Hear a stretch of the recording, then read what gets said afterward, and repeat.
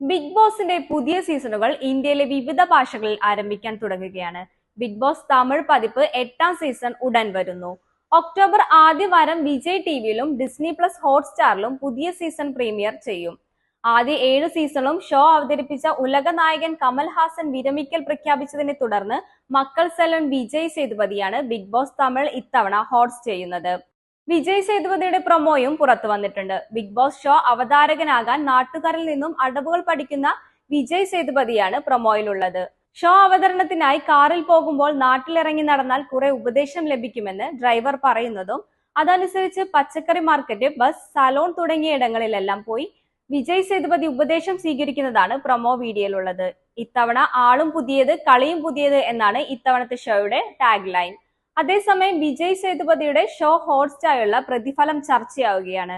കഴിഞ്ഞ സീസണിൽ big boss Tamil 7ന്റെ അവതാരകനായി Kamal Haasan 130 കോടി രൂപ പ്രതിഫലം ലഭിച്ചെന്നാണ് റിപ്പോർട്ട്. സീസൺ 8നായി ആരാധകർ ആകാംക്ഷയോടെ കാത്തിരിക്കുമ്പോൾ ഈ സീസണിലെ വിജയ് സേതുപതിയുടെ പ്രതിഫലം 60 കോടി രൂപയാണ്. 70 ലക്ഷത്തോളം ഒരു എപ്പിസോഡിന് മലയാളം ബിഗ് ബോസ് അവതാരകൻ നടൻ മോഹൻലാൽ വാങ്ങുന്നുണ്ടെന്ന് മാധ്യമങ്ങൾ റിപ്പോർട്ടുണ്ടായിരുന്നു. കമലിനേക്കാൾ പ്രതിഫലം കുറവാണെങ്കിലും ഇതിപ്പോൾ ഒരു വലിയ തുക തന്നെയാണ്. 100 ദിവസത്തെ ഷോയുടെ വാരാന്ത്യ എപ്പിസോഡുകളിൽ മാത്രം സേതുപതി പ്രത്യക്ഷപ്പെടുകയുള്ളൂ. സിനിമ തിരക്കുകൾ കാരണമാണ് ബിഗ് ബോസ് അവതാരക സ്ഥാനത്തു നിന്നും കമൽഹാസൻ മാറിയത്. നേരത്തെയും റിയാലിറ്റി ഷോ ഹോസ്റ്റ് ചെയ്ത പരിചയമുള്ള വ്യക്തിയാണ് വിജയ് സേതുപതി. മാസ്റ്റർ ഷെഫ് തമിഴിന്റെ അവതാരകനായിരുന്നു അദ്ദേഹം.